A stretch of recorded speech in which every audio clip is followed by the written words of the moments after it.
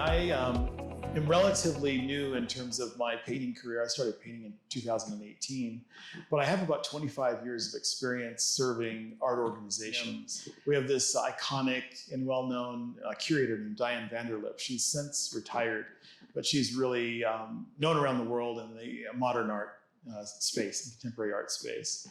And I remember times in board meetings when she would come in and present paintings to us that were abstract paintings. And she would have a lot to say about what the artist was trying to communicate and what various aspects of these abstract forms and gestures meant. And I couldn't understand it. I just, my sense of art back then was very literal.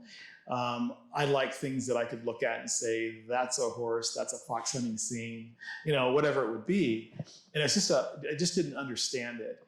And when I started painting, which really was a result of recovering from an accident, an equestrian accident, it was really done initially just to be a healing process.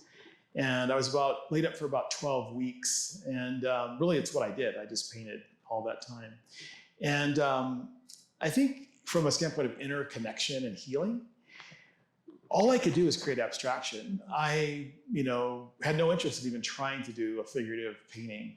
It was all painting emotion. So emotion communicated through colors, through textures, and through gestures. Right. So I think you've also mentioned before that you typically paint to music. And I do. I'm curious about kind of the translation of sound into imagery. It's interesting because it kind of sets mood. So I find that, when I come into the studio, no matter where I come from, so if I'm coming from my full-time job at Cherokee Ranch, or I'm like this morning, I went over and across the street and had a cup of coffee and just was outside enjoying this beautiful, cool morning we've had today. And that influence, it put me in a real sense of calm, like a very calm awareness. And I didn't want to disrupt that. So when I came in and began to set up to paint, I chose just cello and piano music, just something really melodic and quiet. And it kind of allowed me to carry on the feeling that I'd established through the morning into the studio practice. And then once I start painting, there's a relationship there between what I'm doing, what the painting's giving back to me, where I'm seeing the painting needs to go. And it's all connected to one another. Yeah. And so the music really sets the mood for the color palette that then drives the process of the painting. So my art is all about language. So what I perceive myself doing is communicating my inner life using visual language. So, and the language characteristics are color and texture. Those are the two, that's the vocabulary that I use. And what I like to say as I think about my art, and it almost goes back to where it began, which was this healing experience, is that I paint from the inside out.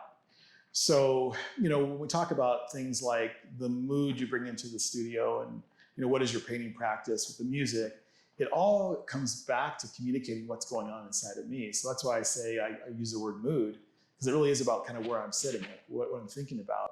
And that mood can also be a reflection on maybe a conversation I had with someone or some experience that I had recently, and for some reason that's on my mind or in my consciousness. And I wasn't really consciously aware of that in the beginning, but I started doing this thing I call meeting the painting in the morning.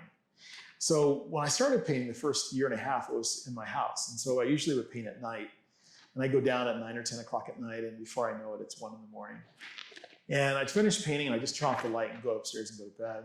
And the next morning, I would grab a cup of coffee, go downstairs, turn on the light, and sit in front of the painting and try to read into it or draw from it what I was expressing on the canvas. And I call that meeting the painting, like meeting it for the first time. So I want to backtrack a little bit to what you were saying about meeting the painting for the first time, because I think that's definitely something that most artists struggle with, is to see their painting as though they weren't the person who did it, but it's definitely like a good skill to have. So how do you do that?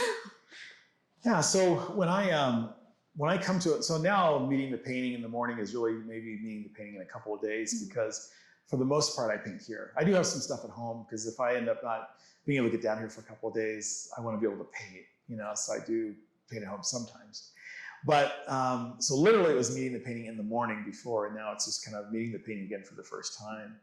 And what I try to do is just come to the painting with a clear with a clear perspective. Like I know where I was, by the time I finish a painting, I know where my headspace is with it. And I know what I left. Like when I left, I knew what I was thinking or where I was at.